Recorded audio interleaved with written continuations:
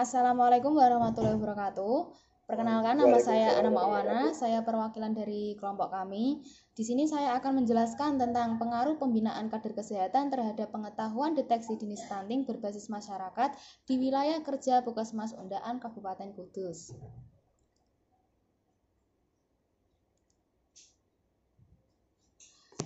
Di sini ada pembagiannya, yaitu dari pertama pengertian. Apa sih stunting itu? Stunting ialah kondisi di mana balita memiliki panjang atau tinggi badan yang kurang jika dibandingkan dengan umur. Dunia sebanyak 150,8 juta jiwa. Di Indonesia mencatat sebesar 30% status stunting di atas angka toleransi yang ditetapkan WHO Kemenkes RI 2018. Presentasi gizi buruk pada balita usia 0-59 bulan di Jawa Tengah sebesar 3,7% dan gizi kurang sebesar 13,68%. Presentase gizi kurang di Kabupaten Kudus sebesar 3,6%. Presentase balita sangat pendek pada usia 0-59 bulan di Jawa Tengah sebesar 31,15%. Dan balita pendek sebesar 20,06%.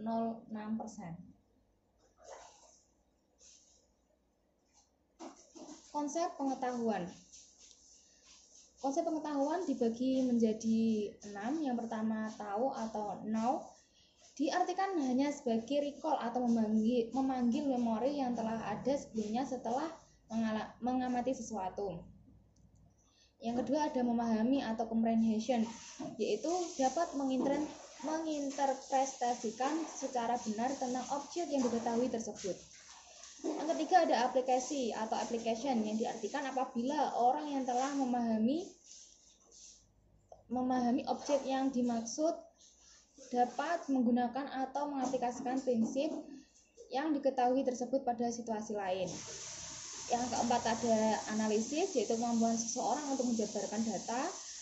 Yang kelima ada sintesis, yaitu menunjukkan suatu kemampuan seseorang untuk merangkum atau meletakkan dalam suatu hubungan yang logis dari komponen-komponen pengetahuan yang dimiliki. Yang selanjutnya ada evaluasi atau evaluation, yaitu berkaitan dengan kemampuan untuk melakukan justifikasi atau penilaian terhadap suatu objek tertentu.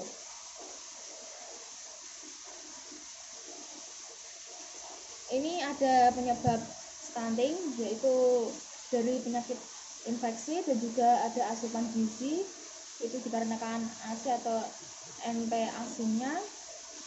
Itu berasal dari perilaku atau asuhan ibu dan anak, pengetahuan dan ibu, izin dan sanitasi, kemiskinan, pendidikan rendah, ketersediaan pangan, dan kesempatan kerja.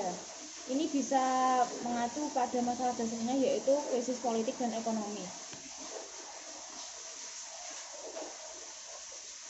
Dari klasifikasi, balita pendek dapat diketahui bila seorang balita sudah diukur panjang dan tinggi badannya, lalu dibandingkan dengan standar dan hasilnya berada di bawah normal. Itu dari Kementerian Kesehatan RI pada tahun 2018. Terus ada manifestasi klinik. Ciri-ciri stunting yaitu tanda berkasnya melambat, performa buruk pada tes perhatian dan memori belajar, pertumbuhan gigi terlambat, usia 8-10 tahun, anak menjadi lebih pendiam, tidak banyak melakukan eye contact, dan pertumbuhan melambat, wajah tampak lebih muda dari usianya.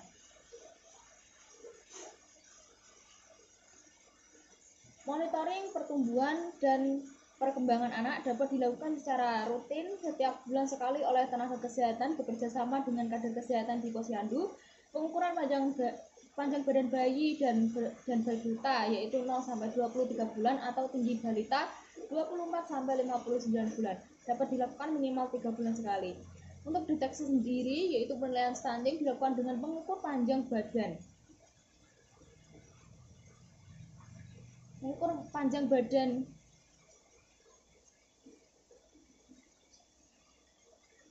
panjang badan untuk anak di bawah 2 tahun dan tinggi badan untuk anak usia 2 tahun ke atas dengan menggunakan alat antropometri. Komplikasi, dampak buruk yang dapat ditimbulkan oleh stunting yaitu yang pertama ada jangka pendek, yaitu terganggunya perkembangan otak, kecerdasan, gangguan pertumbuhan fisik, dan gangguan metabolisme dalam tubuh. Adapun yang jangka panjang, akibat buruk yang dapat ditimbulkan oleh menurunnya kemampuan kognitif dan prestasi belajar, turunnya kekebalan tubuh sehingga mudah sakit.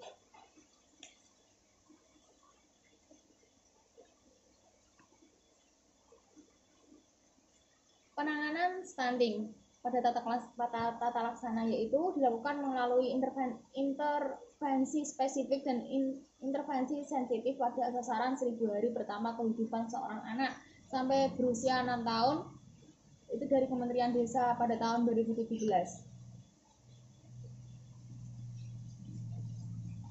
Intervensi gizi yaitu kerangka kegiatan intervensi gizi spesifik umumnya dilakukan pada sektor kesehatan terdiri dari yang pertama memberikan makanan tambahan, yang kedua menanggulangi kecacingan, yang ketiga melindungi ibu hamil dari malaria, yang keempat mendorong inisiasi menyusui dini, yang kelima mendorong pemberian ASI eksklusif.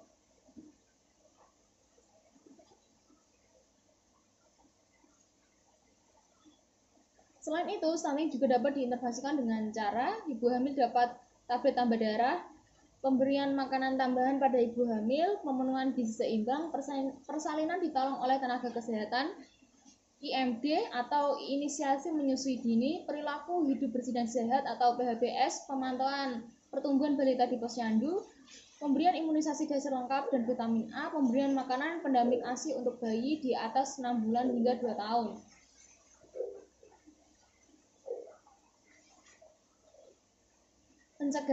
Pencegahan stunting dilakukan dengan intervensi yang melibatkan multisektor melalui sinkronasi lintas program di tingkat pusat, provinsi, kabupaten, kecamatan, dan desa atau kelurahan dari JDIH Kabupaten Kudus 2020. Program pemerintah.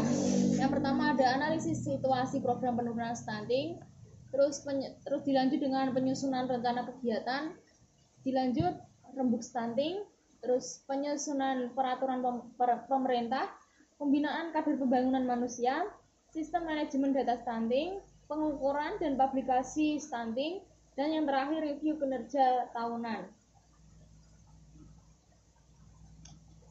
Konsep pendidikan kesehatan di komunitas.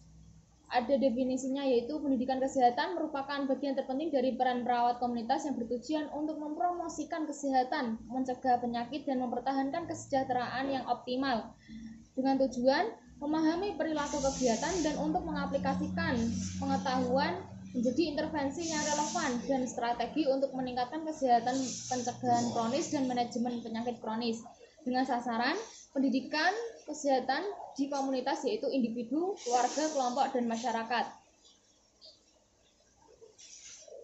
Terima kasih. Stop stunting. Terima kasih, sekian dari saya. Wassalamualaikum warahmatullahi wabarakatuh.